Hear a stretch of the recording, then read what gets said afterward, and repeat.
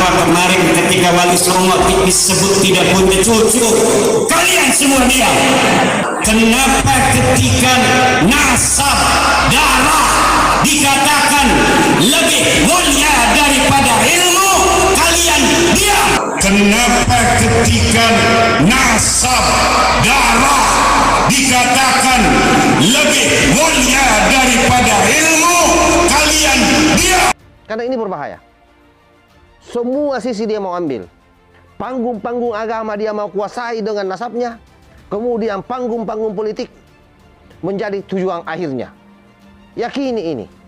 Jadi sadar kalian.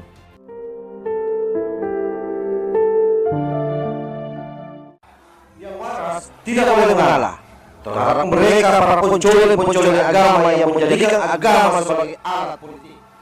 Assalamualaikum warahmatullahi wabarakatuh. Om Swastiastu, Namo Buddhaya, salam kebajikan.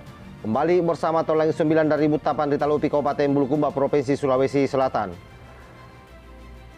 Baru-baru ini ada satu pernyataan yang menurut saya ini pasti akan mengguncang dunia pernasaban lebih dalam lagi. Di mana Kiai Imad kembali mempertanyakan bagaimana para turunan Wali Songo yang selama ini hanya berdiam diri saja atas upaya yang dilakukan oleh para kelompok-kelompok kecil, mantan-mantan cucu-cucu antek penjajah Belanda.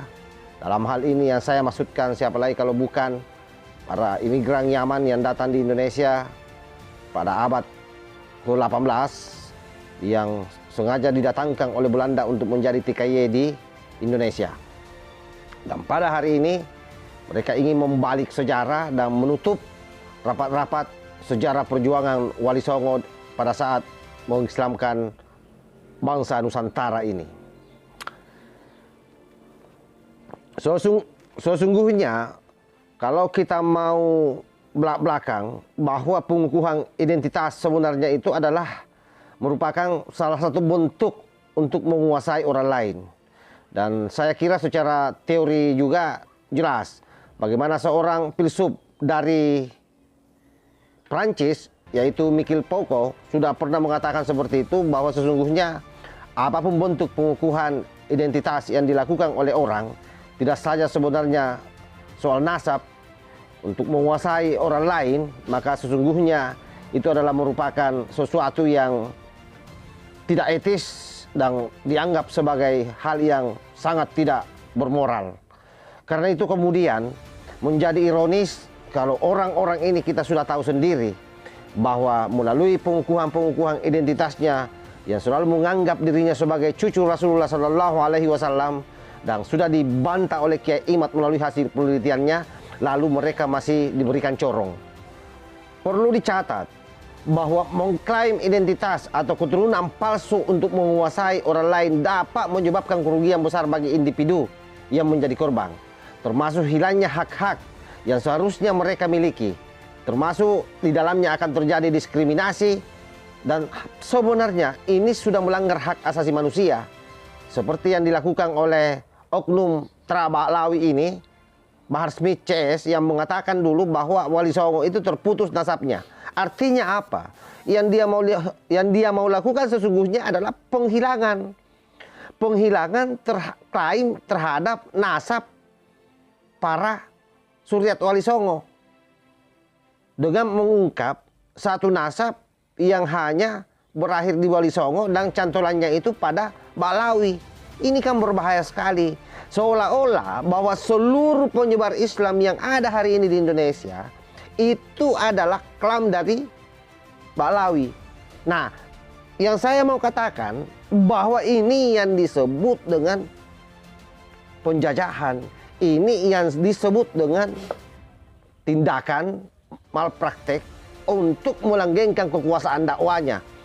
Jangan berpikir bahwa hanya di sistem pemerintahan itu ada kekuasaan.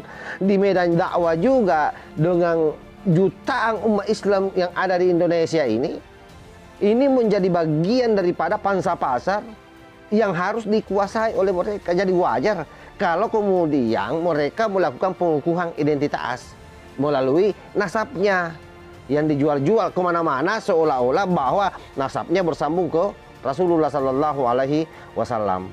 Sekali lagi saya ingatkan semuanya bahwa tidak ada orang hari ini yang bicara tanpa ada yang melatari di belakangnya. Nah, dari seluruh proses perjalanan yang kita lalui hari ini, mendengar komentar-komentar mereka, mendengar narasi-narasi mereka, jelas-jelas bahwa mereka ingin menguasai medan perdakwaan. Dan tidak sampai di situ, Pak.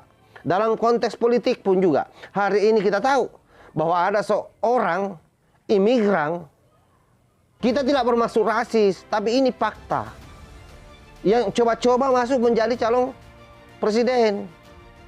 Bagi kita dalam konteks demokrasi tidak ada masalah. Tetapi yang saya mau sadarkan rakyat Indonesia, jangan sampai terkecoh dan memilih orang ini. Karena ini berbahaya. Semua sisi dia mau ambil. Panggung-panggung agama dia mau kuasai dengan nasabnya. Kemudian panggung-panggung politik menjadi tujuan akhirnya. Yakini ini. Jadi sadar kalian.